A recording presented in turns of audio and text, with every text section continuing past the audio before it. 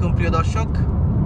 যেভাবে প্লেন দুর্ঘটনা বাড়তেছে সেগুলো তোয়াক্কা না করেই আমরা আজকে যাচ্ছি আমাদের বাসার কাছের একটা ছোট্ট একটা এয়ারপোর্টে, যেটা একটা ফ্লাইং স্কুল। তো চলুন আজকের পর্ব শুরু করা যাক।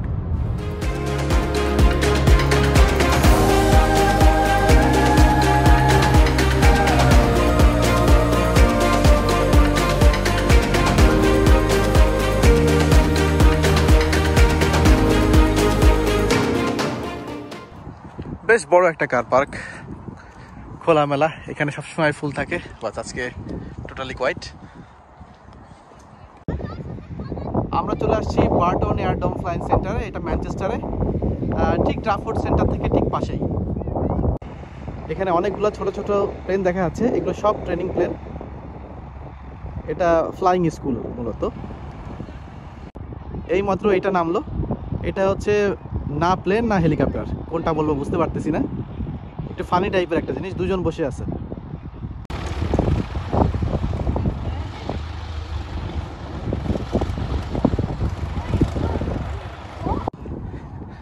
আমরা একটু এই জায়গাটা থেকে যাচ্ছি যেখানটাতে সমস্ত প্লেনগুলোকে রাখা হয়।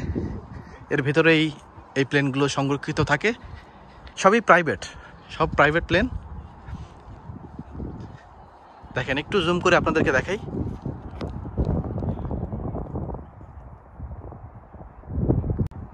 এই দেখেন, আমাদের ঠিক সামনেই একটা দাঁড়ায় আছে। সর্বোচ্চ 2 থেকে 4 জন এখানে বসতে পারে এই টাইপের প্লেনগুলোতে, আবার কিছু কিছু আছে সর্বোচ্চ 2 জন।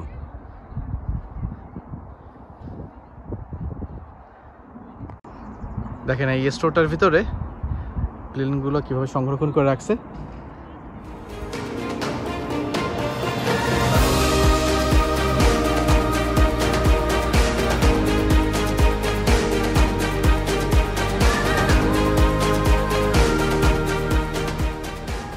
এখানে ইমার্জেন্সি রেস্কিউর জন্য গাড়ি রাখা আছে, কোনো ধরনের জরুরি কাজের জন্য যাতে যেতে পারে। এখান থেকে শব্দ আসতেছে, তো আরেকটা প্লেন সম্ভবত এখান থেকে উঠবে, আমরা একটু দেখি।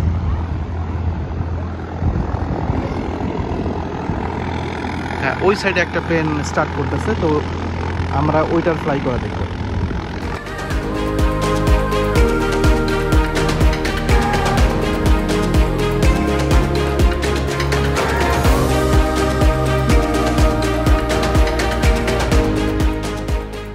এইটা হচ্ছে এই এয়ারপোর্টের কন্ট্রোল টাওয়ার। তো আমরা এই কন্ট্রোল টাওয়ারের উপরে এখানে এই পর্যন্ত হতে যেতে পারবো, তো দেখি যাওয়া যায় কিনা।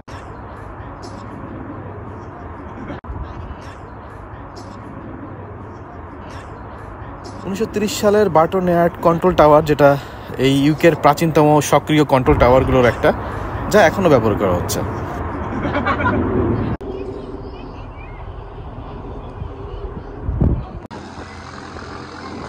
আমরা একটু উপরে যাওয়ার চেষ্টা করতেছি।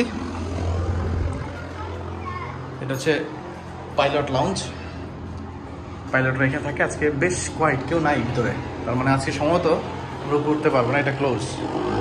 Wing balcony is close, no access. এখানে আসলে বেশ কিছু ফ্লাইং স্কুল একসঙ্গে, তো এটা হচ্ছে আরেকটা ফ্লাইং স্কুল। এই প্লেনটা প্রিপেয়ার করতেছে ফ্লাই করার জন্য। এখান থেকে আমরা ম্যানচেস্টার ট্রাফোর্ড সেন্টারে যাওয়ার জন্য এবং ম্যানচেস্টার সিটিতে যাওয়ার জন্য একটা ফ্লাইওভার দেখতে পাচ্ছি।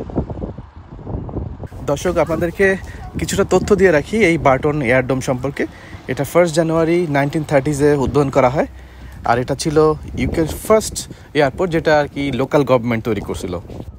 পরবর্তীতে ম্যানচেস্টার এয়ারপোর্ট চালু হওয়ার আগে এই সিটির সব ধরনের যে প্যাসেঞ্জার এয়ারক্রাফট এবং যে পোস্টাল এয়ারক্রাফট, এগুলো সব এখান থেকেই পরিচালনা করত। আর দ্বিতীয় বিশ্বযুদ্ধের সময় এই এয়ারডোমে রয়্যাল এয়ারফোর্স প্রশিক্ষণ নিত এবং পর্যবেক্ষণ এবং যোগাযোগের জন্য ব্যবহার করা হতো এটা। বর্তমানে এটা মূলত হালকা বিমান, হেলিকপ্টার, পাইলট প্রশিক্ষণ, এয়ার অ্যাম্বুলেন্সের জন্য ব্যবহার করা হয়, এবং সাধারণত বড় বাণিজ্যিক ফ্লাইটগুলো কিন্তু এখান থেকে যায় না। 2003-তে এটার নাম পরিবর্তন করে সিটি এয়ারপোর্ট ম্যানচেস্টার রাখা হয় এবং একটা হেলিপোর্টও যোগ করা হয়, তবে স্থানীয়রা এখনও এটাকে বার্টন এয়ারডোম নামেই জানে।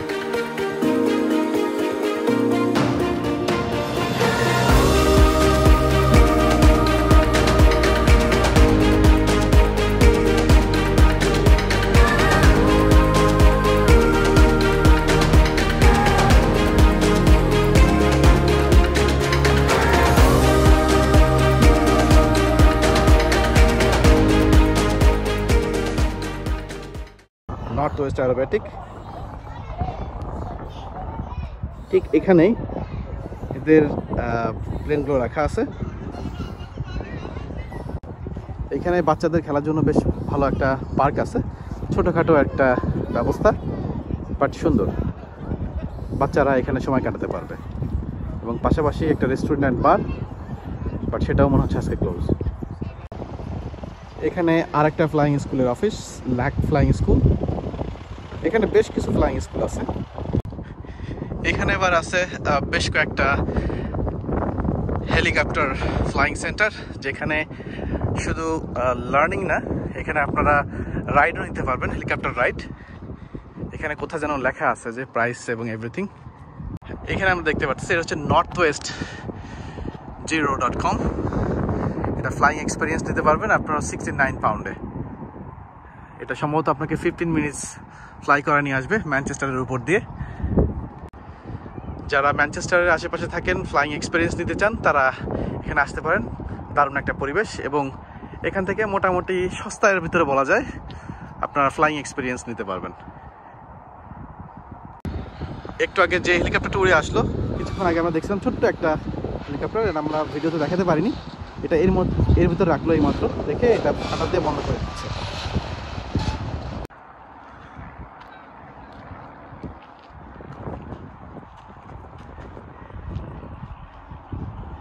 এখানে আপনারা বিভিন্ন ধরনের প্যাকেজ দেখতে পারতেছেন, যারা এই হেলিকপ্টার রাইডের এক্সপিরিয়েন্স নিতে চান।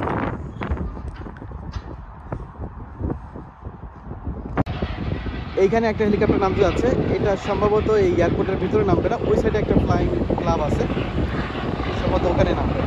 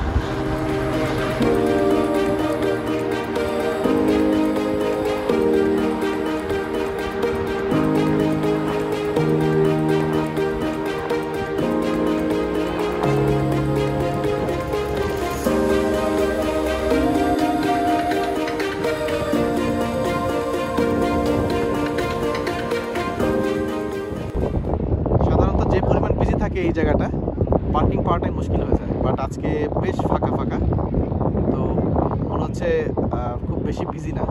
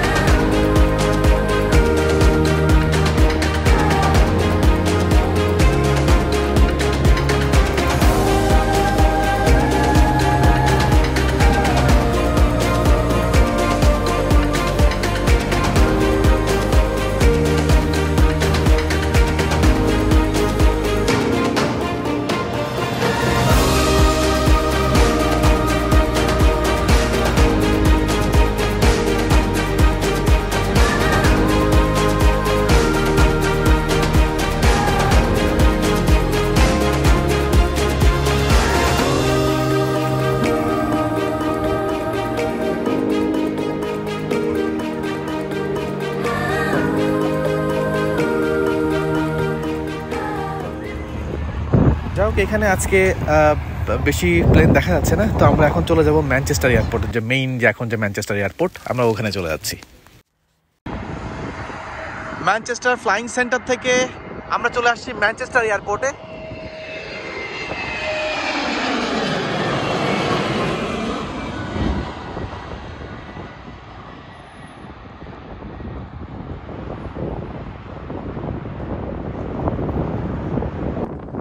ম্যানচেস্টার এয়ারপোর্টের এই জায়গাটাতে প্লেন ল্যান্ড করা অবস্থাতে খুব ভালো দেখা যায়, তাই আমরা এখানে চলে আসছি। যেহেতু ওখানে আজকে তেমন আমরা প্লেন দেখতে পারতেছি না, তো এখানে চলে আসলাম। এখানে ঠিক এই পাশ দিয়ে ট্রামের রাস্তা, এই ট্রাম এখান থেকে এয়ারপোর্টে চলে যাচ্ছে। ওই দূরে দেখা যাচ্ছে এয়ারপোর্টের বিল্ডিংগুলো, যেখানে আসলে টার্মিনালগুলো থাকে। এই জায়গাটার অবস্থান আপনাদেরকে বলে দিই, এটা হচ্ছে ঠিক শ্যাডোমস রোড, যেটা শ্যাডোমস রোডের ঠিক কর্নারে একটা রাউন্ড অ্যাবাউট আছে, ঠিক রাউন্ড অ্যাবাউটের এই কর্নারে এই জায়গাটাতে বেশ ভালো একটা স্পেস।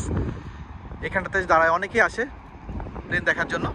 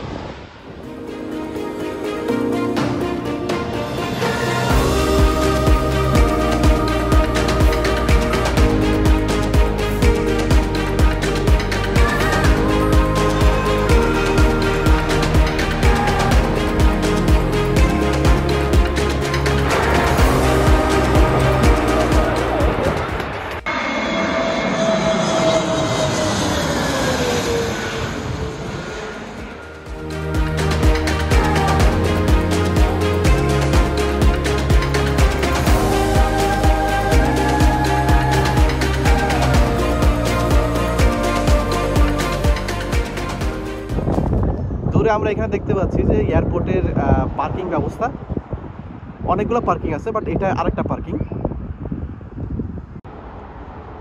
দূর থেকে আমরা এই এয়ারপোর্টের টার্মিনালটা এবং টার্মিনালের যে টাওয়ারটা, এটা দেখতে পাচ্ছি এখান থেকে।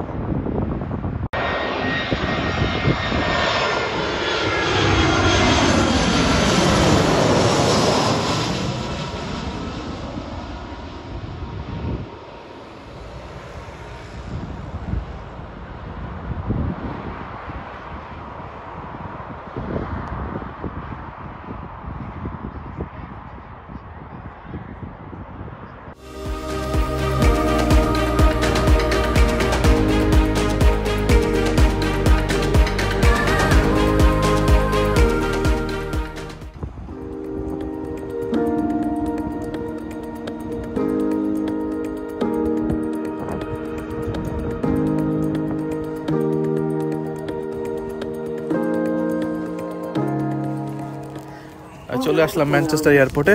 এখান থেকেই সাধারণত আমরা বাংলাদেশে যা আশা করি। আগে যখন লন্ডনে ছিলাম তখন হিথ্রো এয়ারপোর্ট কিংবা গ্যাটউইক এয়ারপোর্ট ইউজ করতাম, বাট এখন এটা ইউজ করি। আর এই ম্যানচেস্টার এয়ারপোর্ট হলো ইউকের 3rd বিজিয়েস্ট এয়ারপোর্ট।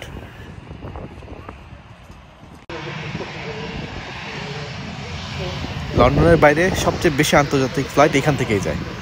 আর ম্যানচেস্টার এয়ারপোর্ট থেকে ইউরোপ, এশিয়া, উত্তর আমেরিকা, মধ্যপ্রাচ্য, বিশ্বের প্রায় 200টি দেশে এখান থেকে ফ্লাইট যায়।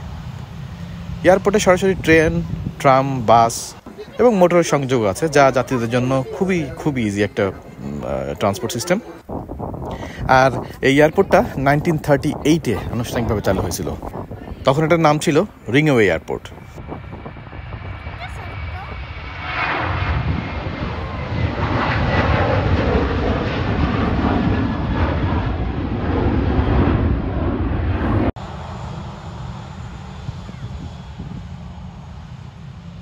এখানে যত ফ্লাইটসই আপনারা দেখতে পাচ্ছেন অধিকাংশই সব ইউরোপিয়ান। সব ইউরোপের ফ্লাইটসগুলো এখান থেকে যাচ্ছে।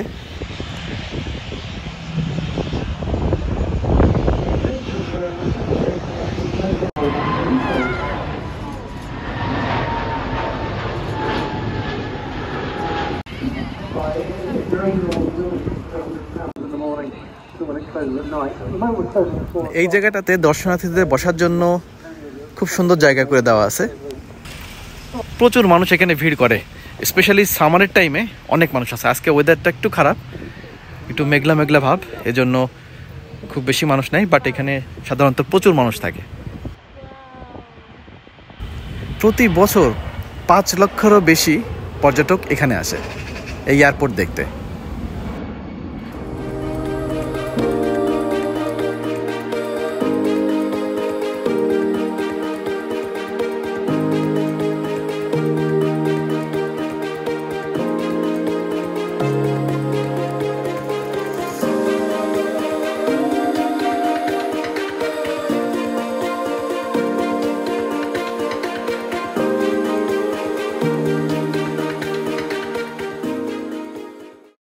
এই ম্যানচেস্টার এয়ারপোর্টে 2টা রানওয়ে আছে, যা এটাকে যুক্তরাজ্যের সবচেয়ে বড় আঞ্চলিক বিমানবন্দর হিসাবে, যে লোকাল এয়ারপোর্ট হিসাবে আর কি, খুব জনপ্রিয় করে তুলছে।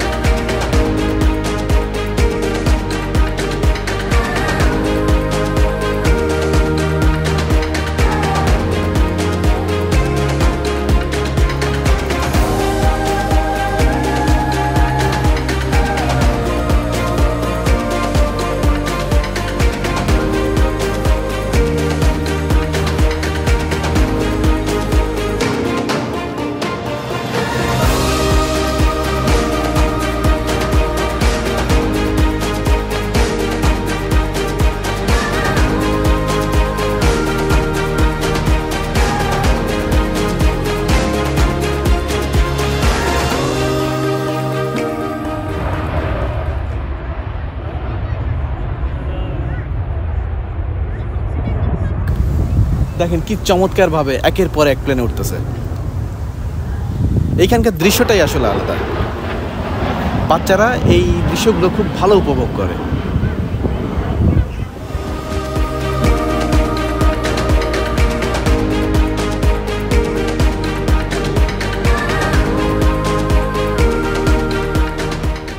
এটা একটা পরিত্যক্ত প্লেন। এই প্লেনটা এখন এখানে জাস্ট জাদুঘরের মতো সাজায় রাখছে। এখানে ইনফরমেশন দেওয়া আছে, দেখেন।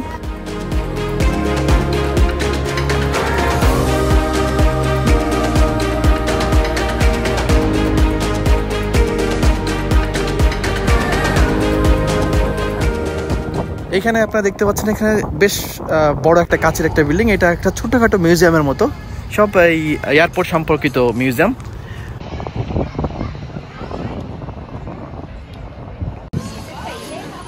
আর এখানে একটা সুভেনিয়ার শপ। ঠিক সুভেনিয়ার শপ না, এই এয়ারপোর্টের শপ আর কি। আমরা একটু ভিতরে ঢুকে দেখব। আমরা এখন ভিতরে ঢুকলাম। এর ভিতরে অনেক ধরনের জিনিস আছে। এখানে অধিকাংশ জিনিসই সুভেনিয়ার টাইপের। যারা গিফট পছন্দ করেন তাদের গিফট আইটেম অনেক বেশি। পাশাপাশি বিভিন্ন ধরনের প্লেনের মডেল দেওয়া আছে, এগুলো কিনতে পারেন, বাট খুবই এক্সপেন্সিভ।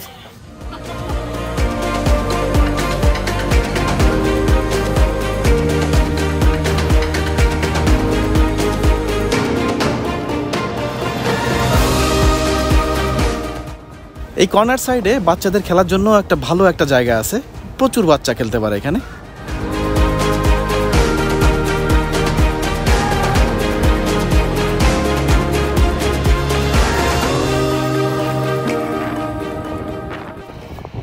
তো দর্শক, আজকে এই পর্যন্তই।